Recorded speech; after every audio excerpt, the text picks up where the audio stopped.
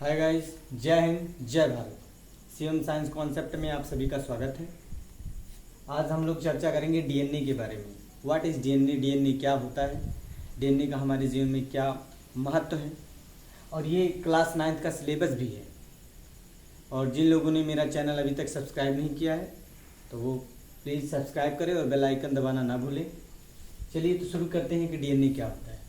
देखिए, डीएनए का full form होता है डीऑक्सीराइबो न्यूक्लिक एसिड। डीएनए एक न्यूक्लिक एसिड होता है। इसका असर यह है कि जो डीएनए है वो सेल के न्यूक्लियस में पाया जाता है, और सेल के न्यूक्लियस में पाया जाता है तथा यह एक जेनेटिक मटेरियल है। कौन सा मटेरियल है? जेनेटिक मटेरियल, या कह सकते हैं इसको हेरिडिटी मटेरियल। आशा यह है कि जेनेटिक मटेरियल कह सकते हो, जेनेटिक मटेरियल या हेरिडिटी मटेरियल अनुवांशिक पदार्थ है। अनुवांशिक पदार्थ का आशय यह होता है कि वह पदार्थ या वह मटेरियल जिसमें हमारे सारे लक्षण सूचनाओं के रूप में संरक्षित रहते हैं। हमारे जितने भी कैरेक्टर हैं, जितने भी लक्षण हैं, या हमारे जो भी हैं कैरेक्टर, वो सभी सूचनाओं के रूप में इस पदार्थ में संरक्षित रहते हैं, संहित रहते हैं।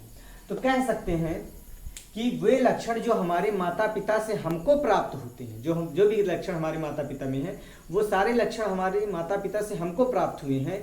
उन लक्षणों को हम अनुवांशिक लक्षण कहते हैं। और यह जो अनुवांशिक लक्षण होता है, वो अनुवांशिक लक्षण इस डीएनए की वजह से होता है, क्योंकि वो सारे लक्षण डीएनए में सूचनाओं के रूप में ही रहते हैं। अब अगली चीज, ये जो डीएनए होता है ये बना किससे होता है? अब हमें ये तो पता चल गया कि DNA is a genetic material, यह अनुवांशिक पदार्थ है जिसमें हमारे सारे लक्षण संरक्षित रहते हैं। अब जो डीएनए होता है, डीएनए, ये जो डीएनए है डीऑक्सीराइबोन्यूक्लिक एसिड, ये 3 प्रकार के मॉलिक्यूल से मिलकर बना होता है। वो जो 3 मॉलिक्यूल्स हैं वो मॉलिक्यूल्स हैं, पहला है पेंटोज शुगर। पहला क्या है? पेंटोज शुगर, मैं आपको बताना चाहता हूं। और जो दूसरा पदार्थ है वह पदार्थ है आपका फास्फोरिक एसिड। फास्फोरिक एसिड है। और उसके बाद में जो तीसरा पदार्थ है वो नाइट्रोजनस बेस है। नाइट्रोजनस बेस है। और इन तीनों से मिलकर ही हमारा बनता है न्यूक्लियोटाइड। क्या बनता है? न्यूक्लियोटाइड। मैं दोबारा बताता हूं, जो हमारा डीएनए है 3 प्रकार के यौगिकों से मिलकर बना होता है, पेंटोज शुगर, फास्फोरिक एसिड और नाइट्रोजनस बेस।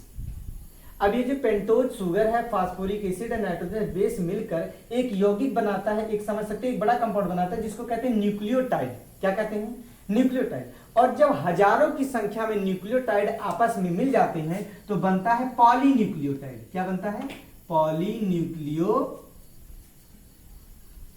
न्यूक्लियोटाइड। तो पॉलीन्यूक्लियोटाइड बनता है। अब जो न्यूक्लियोटाइड बनता है, अब ये जो पॉलीन्यूक्लियोटाइड है, ये पॉलीन्यूक्लियोटाइड ही जो होता है एक पूरा स्टैंड बनाता है। क्या बनाता है? पूरा एक स्टैंड बनाता है। और उसके बाद में एक दूसरा स्टैंड इसमें रहता है, और दोनों स्टैंड मिलकर पूरा डीएनए बना देते हैं। अब एक चीज और, डीएनए को हम और क्या कह सकते हैं? डीएनए कह सकते हैं कि DNA is a polymer of nucleotide. क्या कह सकते हैं? कि डीएनए, देखिए दोबारा, DNA is a polymer of nucleotide. इसका अर्थ क्या हुआ कि जो डीएनए है वो न्यूक्लियोटाइड्स के पॉलीमर होते हैं, न्यूक्लियोटाइड के बहुलक होते हैं। इतनी बात आपको समझ में आ गई होगी। अब आगे चलते हैं। अब आपको ये समझ में आ गया कि डीएनए होता क्या है। डीएनए जो है 3 मॉलिक्यूल से मिलकर बना होता है, पेंटोज शुगर, फास्फोरिक एसिड और नाइट्रोजनस बेस। और इन तीनों से मिलकर बनता है न्यूक्लियोटाइड। और जब बहुत सारे न्यूक्लियोटाइड, हजारों की संख्या में न्यूक्लियोटाइड मिल जाते हैं तो उसे कहते हैं पॉलीन्यूक्लियोटाइड। और जो डीएनए है वो पॉलीन्यूक्लियोटाइड ही होते हैं। तो कह सकते हैं कि DNA is a polymer of nucleotide. DNA nucleotide के बहुलक होते हैं या पॉलीमर होते हैं, यानी कि डीएनए न्यूक्लियोटाइड से मिलकर बने होते हैं। और प्रत्येक न्यूक्लियोटाइड आपस में फास्फोडाइएस्टर बॉन्ड द्वारा जुड़ा होता है। अब अगली चीज, अब मैं आपको डीएनए की संरचना एक बार दिखाता हूं। ये जो डीएनए होता है, आपने देखा होगा कि डबल स्टैंडर्ड होता है। इस तरीके से। समझ आ रही बात? तो डबल स्टैंडर्ड होता है। ये जो स्तंभ है, ये स्तंभ मिलकर बने होते हैं, ये फास्फोरिक एसिड और उसके बाद में फास्फोरिक एसिड, यह है फास्फोरिक एसिड और यह है आपका pentose sugar.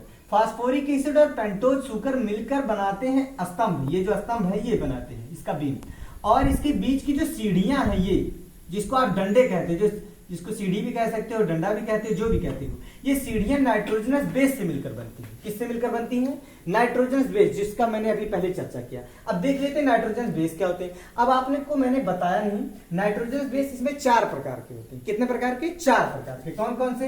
Adenine, guanine, thymine और साइटोसिन। ये 4 प्रकार के होते हैं। अब आपको मैं बता दूं कि ये फास्फोरिक एसिड है और ये है पेंटोज शुगर, और इसके बगल में यहां जुड़ जाता है क्या? यहां जुड़ जाता है ये जो क्षारक है, जो नाइट्रोजन बेस है, और यही जो क्षारक है यही डंडे बनाते हैं। जो डीएनए है उसका डंडा कौन बनाता है? उसके डंडे को बनाता है ये नाइट्रोजनस बेस, जो कि 4 प्रकार के होते हैं, एडेनिन, गुआनिन, थाइमिन, साइटोसिन। और हमेशा याद रखिए कि डीएनए में जो ये स्टैंड है, मान लीजिए यहां पर ए है, तो ए के सामने जैसे AGTC, अब ए के सामने हमेशा आपका थाइमिन रहेगा। क्या रहेगा? थाइमिन। ए से हमेशा थाइमिन जुड़ता है और एडेनिन और थाइमिन के बीच में डबल हाइड्रोजन बॉन्ड रहता है। इतनी बात आपको याद रखनी है। उसके बाद गुआनिन और साइटोसिन के बीच ट्रिपल हाइड्रोजन बॉन्ड रहता है। फिर इसी तरीके से अगर जो यहाँ टी हो गया तो यहाँ ए रहेगा, तो इसके बीच डबल हाइड्रोजन बॉन्ड। तो यहाँ पर अगर जो सी हो गया तो यहाँ जी हो जाएगा, इसके बीच ट्रिपल हाइड्रोजन बॉन्ड। आपको समझ में आ गया होगा। तो 4 प्रकार के nitrogenous base, adenine, guanine, thymine, cytosine, आपस में मिलकर ये क्या बनाते हैं? इस डीएनए के डंडे को बनाते हैं। तो इस तरीके से ये हमारा डीएनए बना रहता है।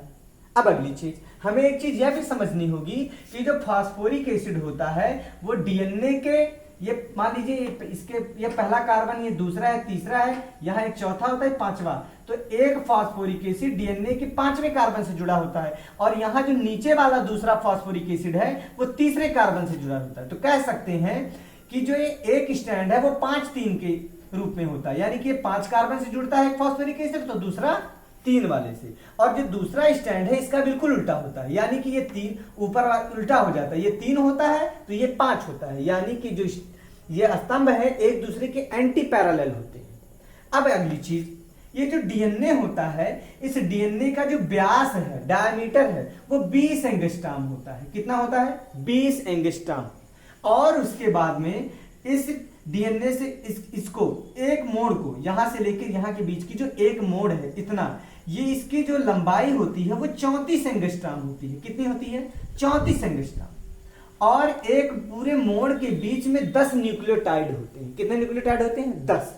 और 2 न्यूक्लियोटाइड के बीच की जो डिस्टेंस होती है वो होती है 3.4।